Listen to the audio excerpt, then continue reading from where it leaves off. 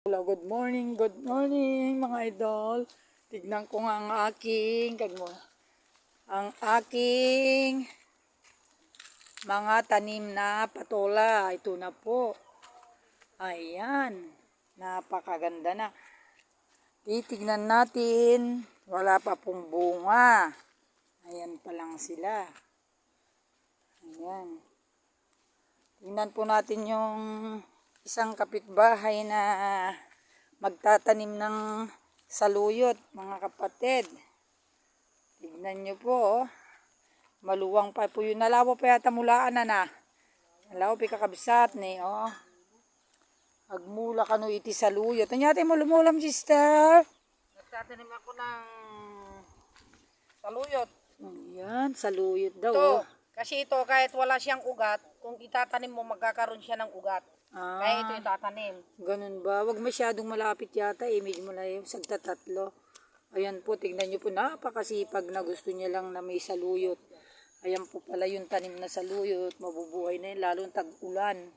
Kailangan lang na magtanim para mayroong aanihin. Alam mo bang sustansya yung saluyot na yan, sister? Pag kumain ka ng 2 beses isang linggo, malayo ka na sa prostate cancer.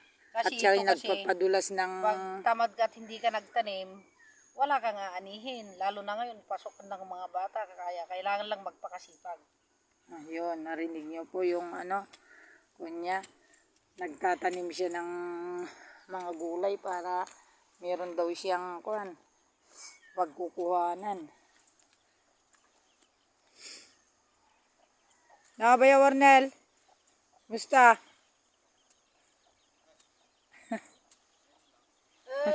Luti malumata ka, dumakas ka mo takwa. Nagiinom kami no ka, kumangala ka mo nagkalugumbat ka, giinom kami ka, nakado kami pinero ka. Hindi ka mo magpapasyar. Anya mulam dita? Anya mulam mo dita?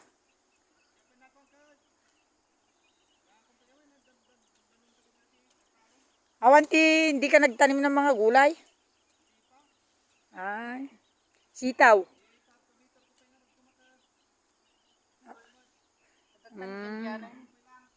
Wen. May kakanog pa Charlotte tanong ka.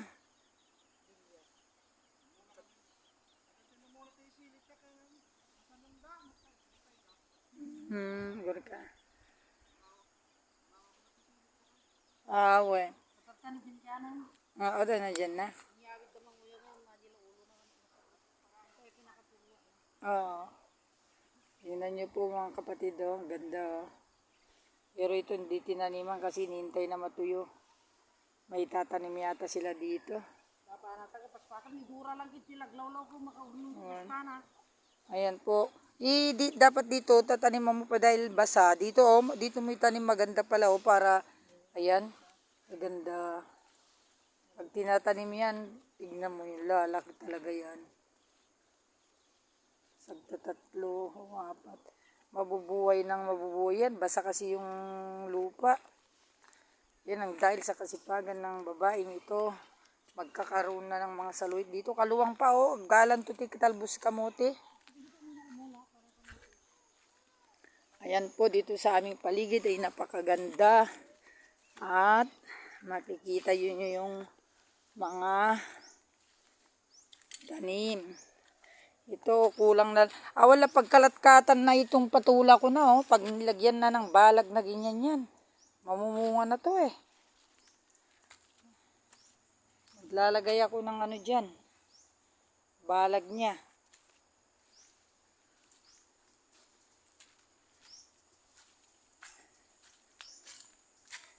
Ito dito sa aming paligid. Pero pag bulaklak, napakadami. Yan po.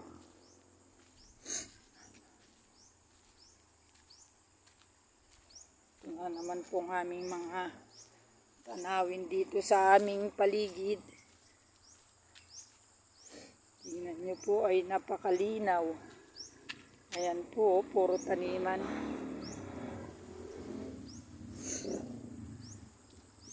At ang ganda po yung tubig.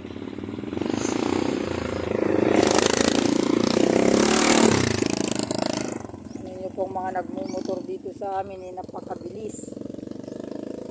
Ayan, sobra na yatang dami na ng tubig dito, umaapaw na dahil sa ulan. Alam niyo po, oh. Yan ang aming munting taniman ng palay. Tingnan niyo po, maraming pupong patubig yan. Kaya yung palay napakaganda. Ayan, marami pong mga tao na nakikinabang sa tubig na ito. Dahil ang tubig na ito na mabilis hanggang dun sa baba, pinapakinabangan ng mga tao dun sa may dam po doon, may mga resort doon, at saka dun sa banda dun may mga resort.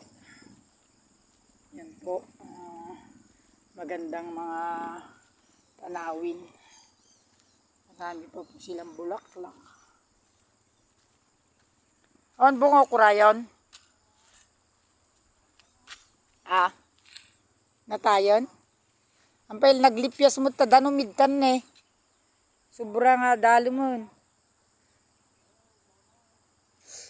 Sobra ng lalim ng tubig sa paligid.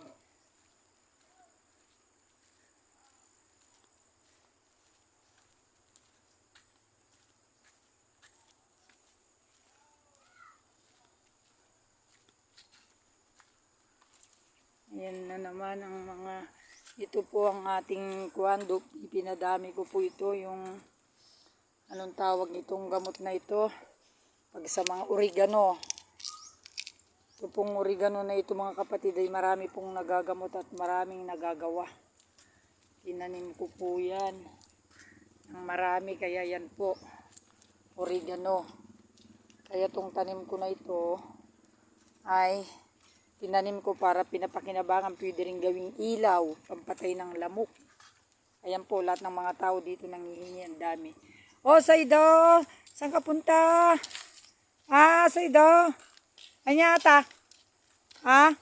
Isa po siya rin din po yun nakatutubo yun. Hindi po marunong magsalita kung saan din nakatira ito. Tingnan ko ngayon, Saido, ano yung dala mo? Tikang nga gatang mo kita man. Anyata? Takot sa taong naglalapit. Takot sa taong naglalapit yun eh. Bakit? Parang takot na takot. Pag nakakita po kasi ng tao yun, takot na takot. Kaya tinanim ko po itong maraming ungkong oregano na ito.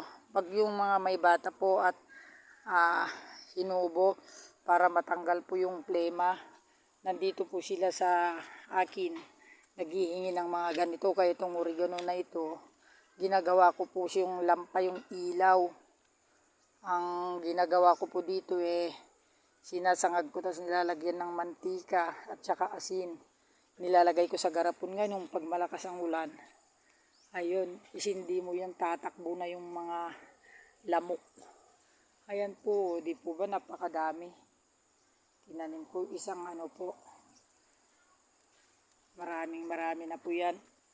Ito po yung sinasabi nilang maraming naibibigay. Ito po, oregano.